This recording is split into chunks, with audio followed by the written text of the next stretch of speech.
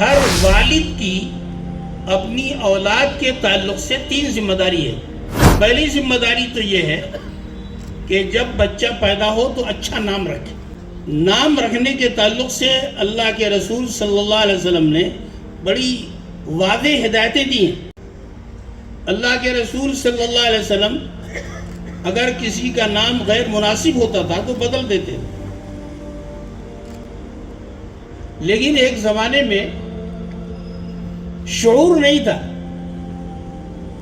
جب بچہ منگل کو پیدا ہوا تو منگلو نام رکھ دیا، جمعے کو پیدا ہوا تو جمن نام رکھ دیا، رمضان میں پیدا ہوا تو رمضانی نام رکھ دیا۔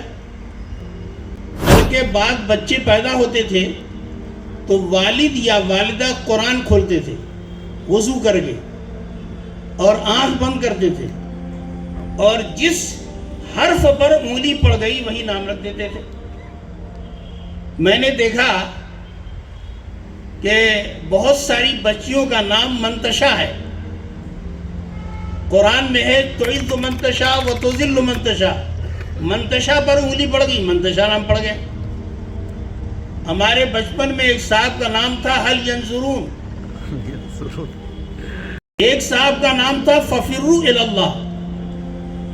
تو ایک زمانے میں شعور نہیں تھا، لیکن موبائل سے جو بہت سارے نقصانات ہیں اور مدارس سے جو بہت بڑا فائدہ ہے اور علماء کے بیانات سے جو بہت بڑا فائدہ ہے، اس کے نتیجے میں یعنی شعور اور دینی شعور بیدار ہوا۔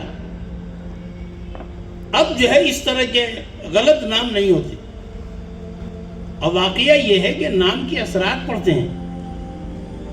ایک بہت بڑے بزرگ گزرے ہیں جو تابعی ہیں، تابعی کہتے ہیں، جنہوں نے ایمان کی حالت میں کسی صحابی کو دیکھا ہو۔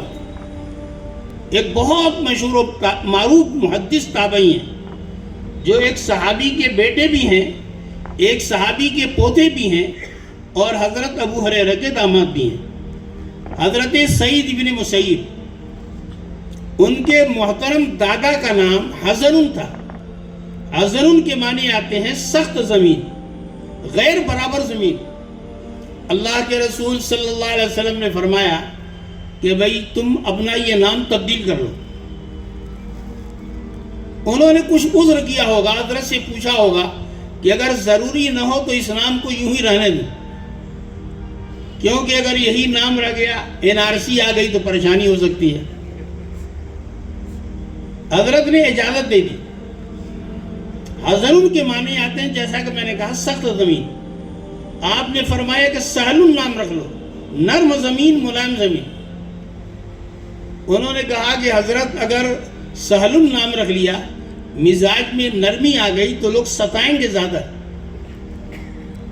لیکن حضرت سعید بن مسیب ہمیشہ افسوس کرتے تھے کہ کاش میرے دادا نے اللہ کے رسول صلی اللہ علیہ وسلم کا مشورہ مان لیا ہوتا تو ہمارے خاندان کے مزاج میں جو گرمی ہے، تیزی ہے، سختی ہے، غیر ہمواری ہے، وہ نہ رہتی۔